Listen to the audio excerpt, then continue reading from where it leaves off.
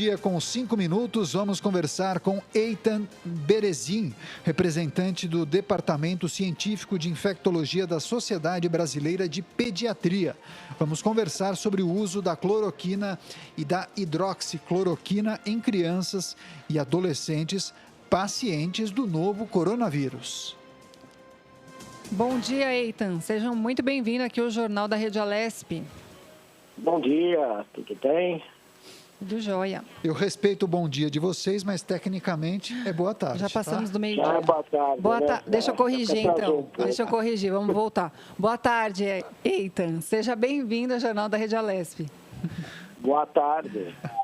Boa tarde. Legal, vamos começar esse bate-papo. O Eitan Berezin é do Departamento Científico de Infectologia da Sociedade Brasileira de Pediatria. E claro que o medicamento mais discutido nos últimos dias e nas últimas semanas aqui no Brasil é justamente a cloroquina e também a hidroxicloroquina. Eitan, para começar o nosso bate-papo, qual é a posição da Sociedade Brasileira de Pediatria quando falamos do uso da cloroquina e da hidroxicloroquina em crianças e adolescentes?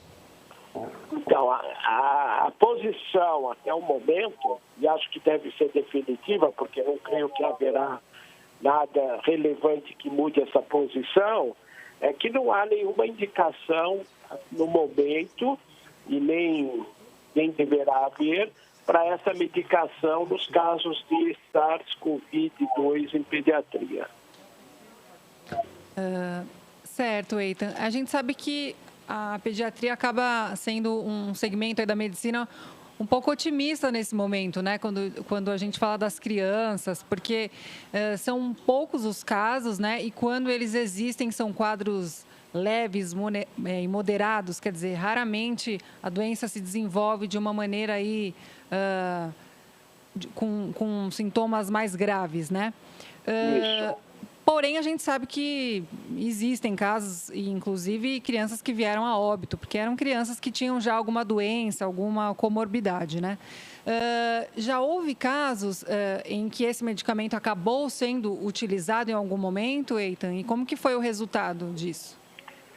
Olha, eu não tenho notícia dos casos que tenha sido utilizado cloroquina ou hidroxicloroquina em crianças, até porque não há nada em uma publicação sobre isso.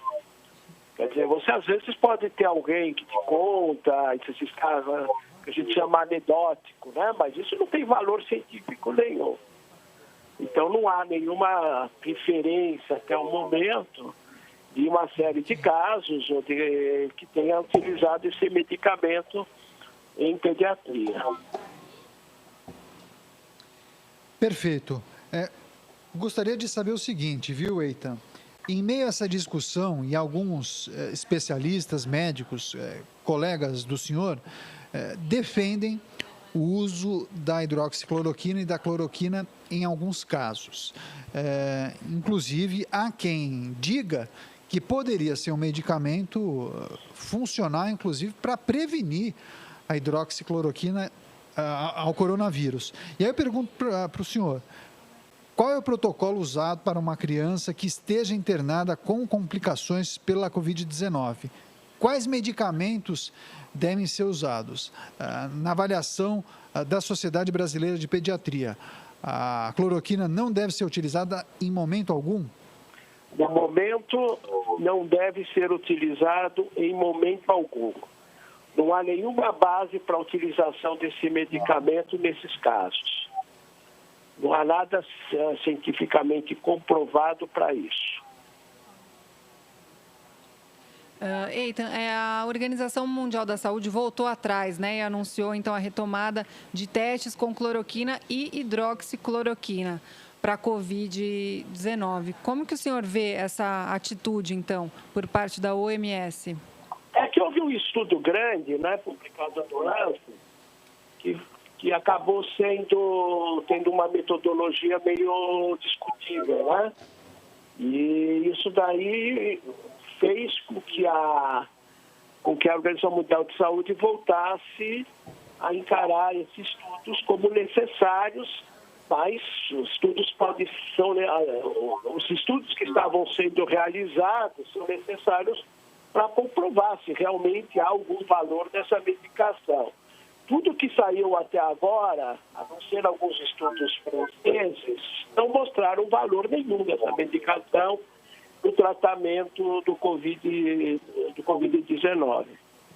Essa medicação nunca praticamente mostrou valor em nenhuma infecção viral, né? Então, é um remédio que foi utilizado, escrito basicamente para tratar malária, que não tem nenhuma similaridade com o vírus. Tem alguma utilidade em algumas alterações, algumas doenças imunológicas, né, reumatológicas. Então, ele pode ter um efeito anti-inflamatório. Mas é somente isso. Por enquanto, não há nada bem descrito que mostre que esse medicamento tem algum valor. Estamos conversando com Eitan Berezin, Departamento Científico de Infectologia da Sociedade Brasileira de Pediatria. Há pouco, a minha colega Caterina Schutt falou sobre os casos de coronavírus em crianças e adolescentes e, naturalmente, esses casos não chamaram tanta atenção quanto, por exemplo, com idosos, porque o índice de mortalidade com os idosos é muito superior. Mas é possível fazer uma análise neste momento, viu, Eitan, em relação aos casos de Covid-19 em crianças e adolescentes?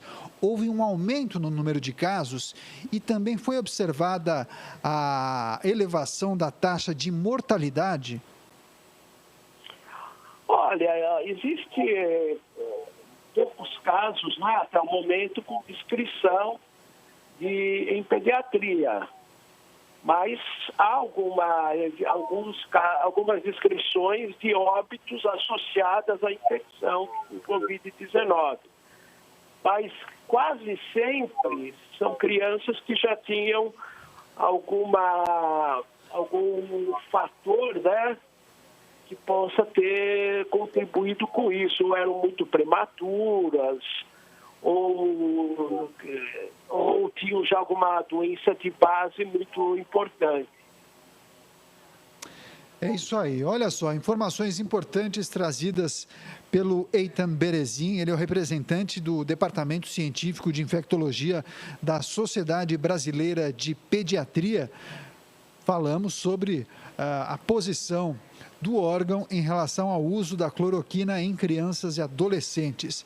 Quero agradecer demais a sua participação, as informações compartilhadas com o nosso público. Desejo boa sorte no seu trabalho e uma boa semana, Eitan. Muito obrigado. Então, só quero destacar uma coisa, né? Muitas das informações que nós fornecemos em relação a essa doença, eles são sempre passíveis de mudança, porque a doença tem uma descrição muito recente e e muitas coisas são mudadas, né? Até agora, vocês estão perguntando em crianças, nós tiveram mais ou menos 600 casos relatados no Ministério da Saúde, né?